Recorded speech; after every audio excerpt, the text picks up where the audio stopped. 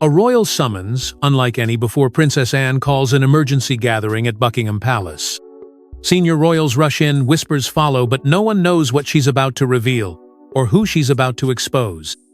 The silence that clung to Buckingham Palace on that morning wasn't the ordinary, reverent quiet of royal tradition. It was suffocating. A strange tension pulsed through the marble corridors as high-ranking aides moved swiftly yet cautiously, their faces tight with unease. Something unprecedented was unfolding. Princess Anne, known for her stoic restraint and unwavering composure, had called for an emergency meeting. Not a routine audience or a formal announcement of an urgent, undisclosed gathering of the crown's most trusted family members. The guest list was tightly restricted: King Charles, Prince William, Princess Catherine, and Anne herself. Notably, glaringly, Queen Camilla was nowhere in sight. From the moment the invitation was issued, the whispers began.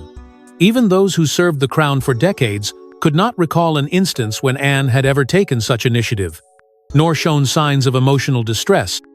Yet now, as those summoned arrived one by one, heads slightly bowed, eyes darting, they found themselves in a chamber that felt less like a royal briefing and more like a reckoning. Anne stood near the grand fireplace, her expression unreadable but unmistakably tense.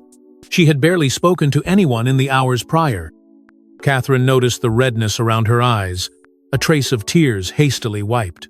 William leaned toward his aunt, asking softly if she was all right, but Anne only nodded once. Charles, already burdened by the weight of monarchy and personal loss, looked visibly rattled. His sister had always been a pillar of loyalty and reason.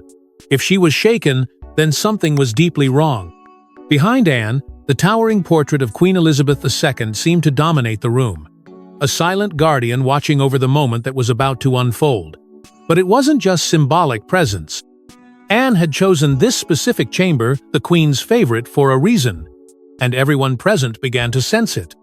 The murmurs from staff intensified outside the chamber. Some speculated this was about a new health crisis. Others assumed it had something to do with William's children.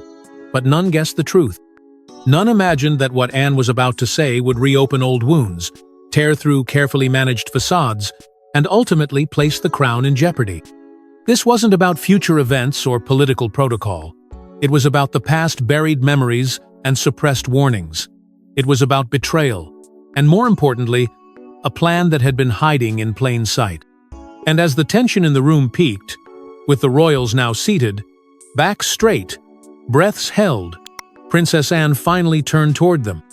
Her voice wavered for a moment as she spoke her first words, not with royal detachment, but with raw pain. "I've carried this long enough. It's time you all knew the truth." But as Princess Anne finally steps forward to speak, her tearful eyes and trembling voice leave everyone breathless. What she says next will fracture the royal foundation. With a voice barely steady, Anne confesses a truth she's carried since her mother's passing. Queen Elizabeth knew about Camilla's ambitions, but the world never heard what she feared most. The room froze as Anne unfolded a worn letter from the inside of her blazer, her fingers trembling. This wasn't an ordinary document. It bore the unmistakable royal crest and the elegant, familiar handwriting of Queen Elizabeth II. It was dated just weeks before the Queen's final public appearance, and the moment Anne began to read, every word seemed to cut deeper than the last. It wasn't just a letter, it was a warning. A final plea. In it, the Queen expressed her growing unease over Camilla's growing proximity to power not just beside Charles, but above him. Her influence, the Queen had written, is becoming unrelenting. I fear for Charles's judgment. Anne's voice cracked, but she kept reading, refusing to let emotion halt what needed to be exposed. She told the gathered royals that this letter was written after a private conversation between her and their mother, a conversation that had haunted her every day since. The Queen, though outwardly composed, had privately questioned whether she had made a mistake in allowing Camilla to rise so far, so fast. There was regret, there was sorrow, and most importantly, there was fear that the legacy she had spent 7 decades protecting was being quietly dismantled from within. Tears welled up in Anne's eyes as she confessed she had begged her mother to make the letter public before it was too late. But Elizabeth, ever the guardian of royal tradition, refused to ignite scandal in her final days. Instead, She entrusted Anne with the truth, silently expecting her to carry it when the time was right. And now, standing in a room where the Queen's portrait watched over them all, Anne declared that the time had come. She turned to Charles next, not as a monarch addressing a king, but as a sister speaking to her brother. Her voice wavered as she admitted she had tried to protect him from the beginning. That she had tried, more than once, to intervene. But Camilla's grip had only tightened. Anne recalled moments where decisions Charles should have made alone were suddenly influenced, sometimes reversed by Camilla's suggestion. He dismissed it then as companionship, but Anne saw it for what it was: consolidation of control. Anne paused, trying to collect herself, but the pain was palpable. The duty she bore was tearing at her loyalty to her brother versus loyalty to the throne. She hadn't wanted it to come to this. She didn't want to be the one to unravel the illusion. But she had no choice. Because silence, she said, was no longer protecting the monarchy, it was destroying it from the inside out. The room remained dead quiet, except for the faint sound of Anne's breath catching as she folded the letter once more. Her tears had done their job. They had stripped away any notion that this was a political stunt. This was personal. This was grief mixed with decades of restraint. And now, for the first time, her sorrow was turning into something else, something sharper. But Anne's grief quickly gives way to fury as she begins to detail the first signs of Camilla's hidden power play. She smiled for the cameras, curtsied for the crown, but behind the palace walls, Camilla was allegedly securing alliances that would shock even her closest allies. The portrait the public saw of a composed, supportive consort gently standing beside the king was just that, a portrait. Polished, managed, deliberate. But what Princess Anne laid bare in that chamber painted a far more sinister picture. This wasn't simply a love story. It was a slow, methodical ascent, carefully disguised beneath royal smiles and ceremonial silk. As Anne spoke, the air shifted. What once sounded like speculation now began to sound disturbingly plausible. She began recounting whispers that had circled for years, whispers that were dismissed at the time as paranoia or bitterness. But now, they came roaring back with new weight. Anne disclosed that long before Camilla was crowned queen, she was already holding informal meetings far from palace eyes with figures from the political realm. These weren't charity gatherings or social teas. These were strategic sessions, often without Charles present. The same names began appearing across briefings of advisors with no formal clearance, individuals known to sway influence, lobby for favor, and secure positions for friends and family within the monarchy's orbit. According to Anne, the first cracks appeared when certain long-standing royal aides were quietly removed, retired early, reassigned without warning, or edged out by a wave of restructuring initiated under the pretense of modernizing the crown. But what followed was anything but modern. Camilla's family, previously background figures, began to show up in key documents linked to royal trusts and public funding. One particular change stunned Anne.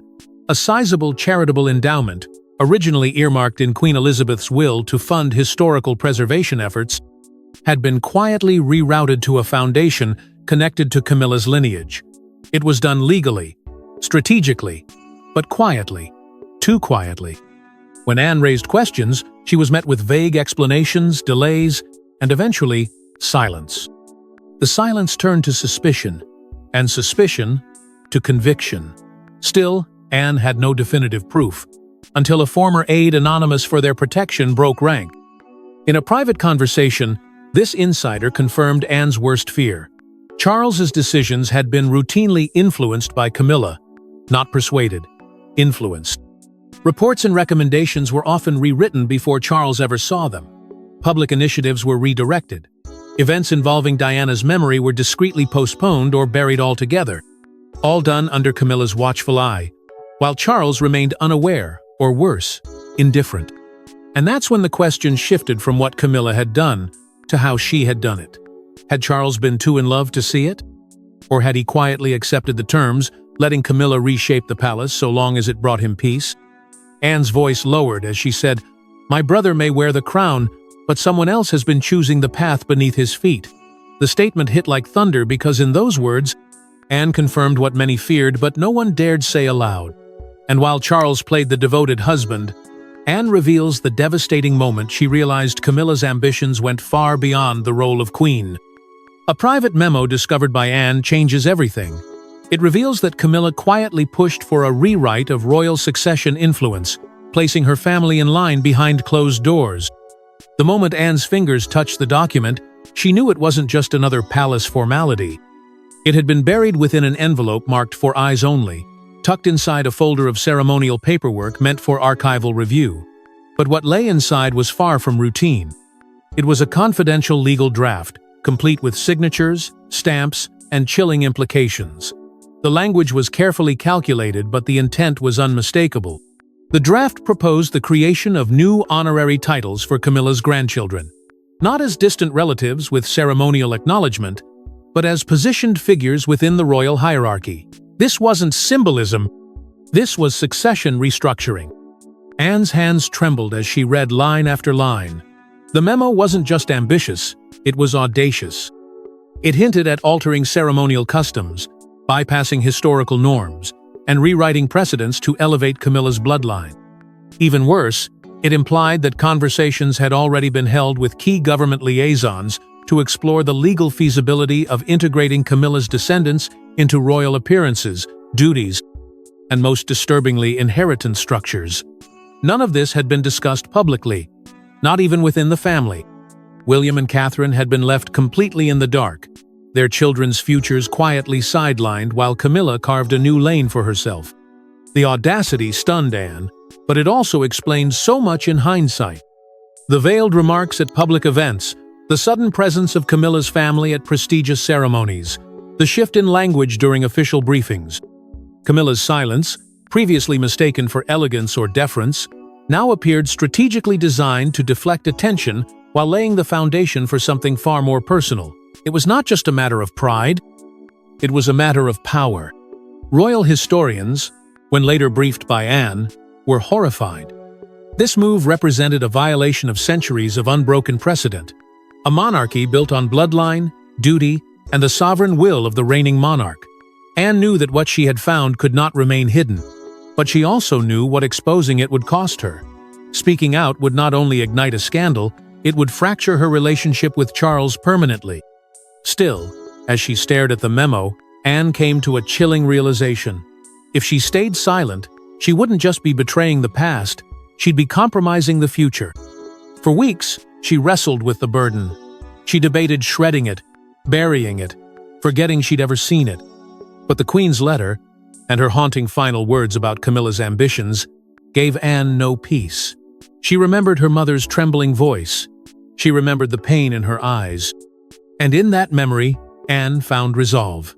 She couldn't allow Camilla's quiet rewrite of royal law to become the crown's new truth. Her loyalty, she decided, lay not with the noise of scandal but with the silence of legacy. But Anne wasn't the only one disturbed by these revelations. Someone else close to the Queen had been keeping receipts. He served tea in silence, observed without being seen. But now, a former royal butler's private journal emerges, and what he wrote flips the narrative upside down. As Princess Anne continued her address, the atmosphere in the chamber grew heavier, as though the very walls were leaning in to listen. But what came next shifted the weight of the room entirely.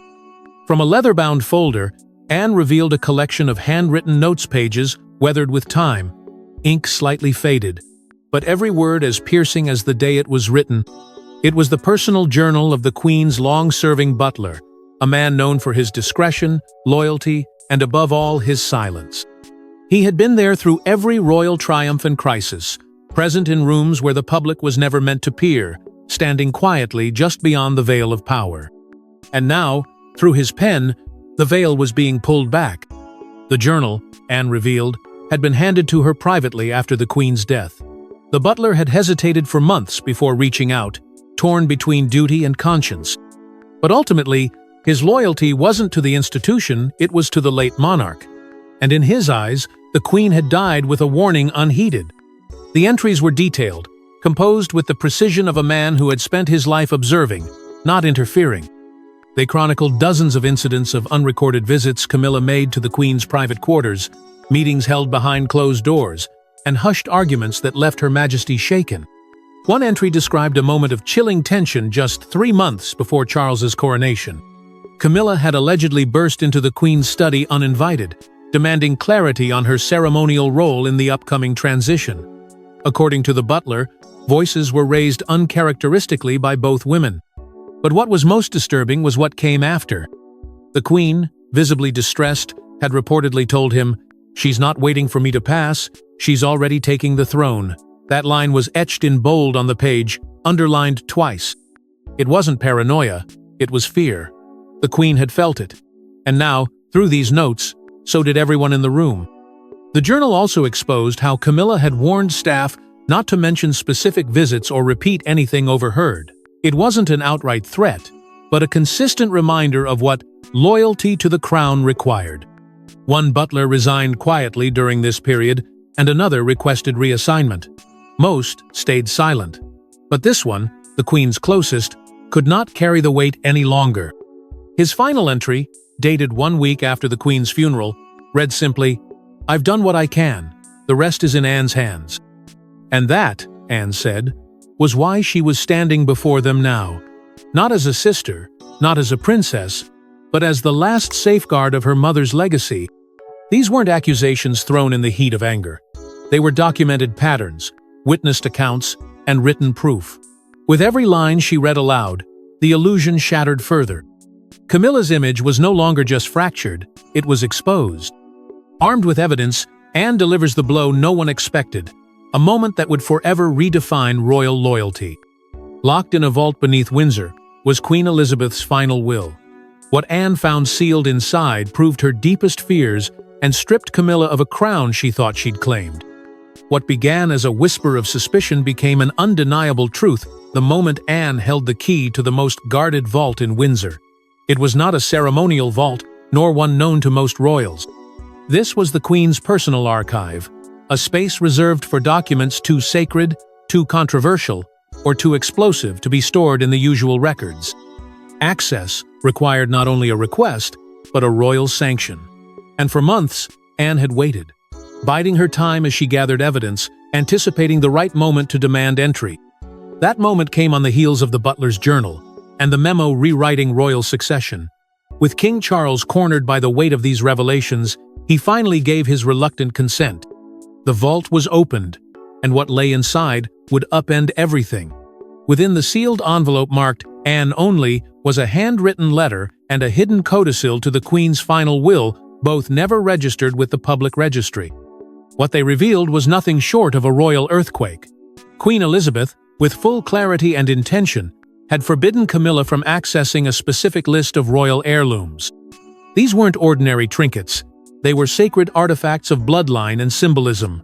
Diana's tiaras, the sapphire crown of legacy, a brooch gifted to Elizabeth by her own father on the day she became queen. Each item was tied to history, to lineage, and most crucially to the women who were born into the monarchy, not married into it.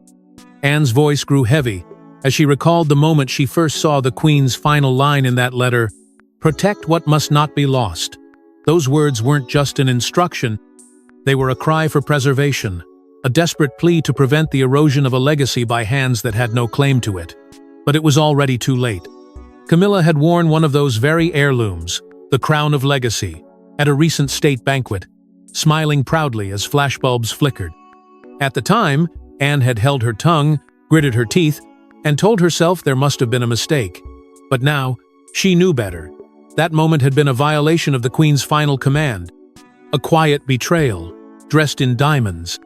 The fury Anne felt in that moment wasn't just personal, it was ancestral. This wasn't about titles or jewels, it was about the sanctity of the monarchy and the manipulation that had seeped into its foundations. She had waited, endured, and kept silent, believing Charles would one day see for himself. But with each violation, silence became complicated. And so Anne chose to act not with rebellion, but with revelation.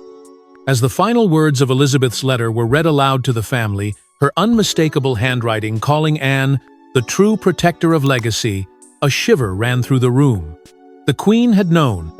She had foreseen what might unfold, and she had placed her trust, not in protocol, but in her daughter. It was a moment of staggering clarity. Camilla hadn't just overstepped. She had crossed a line drawn by the very monarch who had allowed her to rise. But as Anne finishes revealing the Queen's final words, murmurs ripple through the room and suddenly, someone rises to confront her. He wanted to believe in love, but now faced with his sister's truth and his late mother's warning, King Charles's world shatters before the entire royal family. There are moments in a monarch's life when the weight of the crown becomes unbearable, not from state affairs or international diplomacy, but from the realization that the very foundation of their private world has been built on a lie. For King Charles, that moment arrived not with a public scandal or press leak, but in the silence that followed Anne's final words. The Queen's letter, the butler's journal, the forbidden jewels, the secret draft, all of it laid bare. And as Anne folded the last document with trembling hands, Charles, who had said nothing for the better part of the gathering, finally broke. His face crumbled, and with it, so did the composure of a man who had spent his entire life fighting for stability. His shoulders slumped. His hands, clenched tightly until then, opened in helpless surrender. Everyone in the room could feel that this wasn't just grief. It was the collapse of certainty. Charles looked at his sister through watery eyes and whispered, "I thought I was protecting her. But I see now, she was never protecting me." His voice cracked under the weight of it all, a rare admission from a man trained to withhold emotion. But the damage had been done. For years, he had defended Camilla not just to the public, but to his own blood. And now, the betrayal echoed louder than any applause he'd ever received. Anne approached him cautiously, not with triumph, but with heartbreak. She hadn't wanted to destroy her brother. She had wanted to save him. But Charles, through tear-streaked cheeks, told her the truth he had kept even from himself. He had known something was wrong. He had seen Camilla make decisions for him, overrule him in family matters, and isolate him from old allies. But he had convinced himself it was loyalty. He mistook control for care. And in doing so, he chose peace over truth. "I was tired," he said, "so I let her take the wheel." William stood frozen, watching the father he had long admired now unravel before him. Memories flooded back moments where decisions regarding his own children were delayed without reason, where Camilla's preferences were prioritized in state planning, where questions about legacy were swiftly redirected. Now, all of it made sense. Charles hadn't been blind, he had been exhausted. And in his vulnerability, someone else had stepped into the shadows of power and quietly redrawn the palace's blueprint. Anne said nothing more. There was nothing left to add. Her role had been to show the truth. Whether her brother could recover from it was a question no letter or vault could answer. But as Charles sat in silence, one absence grew louder than all the revelations combined. Camilla was still nowhere to be seen. Her silence now felt like avoidance. Her absence, a confirmation. But while the king was grieving, Camilla's absence spoke volumes, and the storm was far from over. The doors swing open, and there she is. Camilla walks in, unaware that her royal house of cards is collapsing. What happens next leaves the entire palace stunned. For a brief moment, everything went still. The sharp click of Camilla's entrance sliced through the tension like a blade. She walked in with her usual quiet confidence, expecting the meeting to be yet another ceremonial formality. But her smile faltered the moment her eyes scanned the room. Something was wrong. Terribly wrong. The atmosphere was thick with grief, betrayal, and revelation. And then she saw Anne standing firm, clutching a letter that bore the unmistakable seal of Queen Elizabeth. The vault behind her lay open. Charles sat in stunned silence. William and Catherine stood like statues. And suddenly, the Queen consort realized this was not a gathering. It was a reckoning. Camilla tried to regain her footing, to demand an explanation for the evident shift in energy. But before she could speak, Anne's voice cut through the air low, sharp, and steady. "You went too far." The words struck with more force than any accusation could. Camilla froze, visibly caught off guard. She responded with indignation, suggesting this was a misunderstanding, a breach of protocol, even an attack on her character. But Anne didn't flinch. She raised the documents, the secret memo rewriting succession, the hidden codicil from the Queen's will, and the butler's journal that chronicled months of manipulations and secret meetings. Piece by piece, the wall of deception Camilla had built was crumbling. And then came the silence. The one that followed Charles's gaze, fixed not on Anne, but on Camilla. He didn't say a word. He didn't defend her. He didn't interrupt. His silence screamed louder than any accusation ever could. Camilla saw it then, his heartbreak, his humiliation, and above all, his awakening. For the first time, she was no longer walking beside him. She was standing alone. Still, she tried to assert herself. She invoked her title, her role as queen consort, her years of dedication to the royal family. "I have earned this crown," she declared. But Anne met her gaze, steady and unyielding. "Titles don't shield truth," she replied. That one line pierced the illusion Camilla had worn for years. This was no longer about who had what title or who wore which jewels. It was about integrity, legacy, the very core of the monarchy's soul. And as Camilla stood speechless, exposed, and cornered by the weight of what had been unveiled, Anne prepared to deliver one final blow, not out of vengeance, but out of duty. She unfolded the Queen's final letter once more and looked to the room that had seen the monarchy through wars, deaths, divorces, and scandals. It had never seen this. And then, with one final breath, Anne reads the Queen's last line aloud, sparking a reaction that would send shockwaves through the monarchy. "In the wake of truth, the monarchy must choose.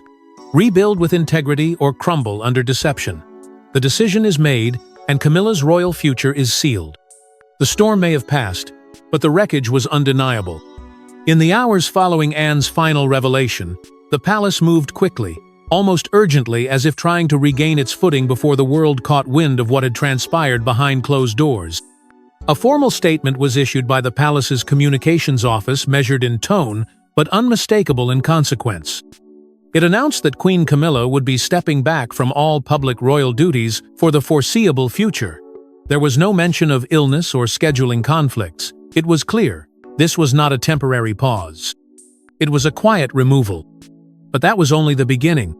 In what some insiders described as a complete structural reset, the monarchy began reassessing and revoking certain ceremonial privileges that had been extended to Camilla's children and grandchildren, titles granted, invitations extended, access permitted, all quietly withdrawn.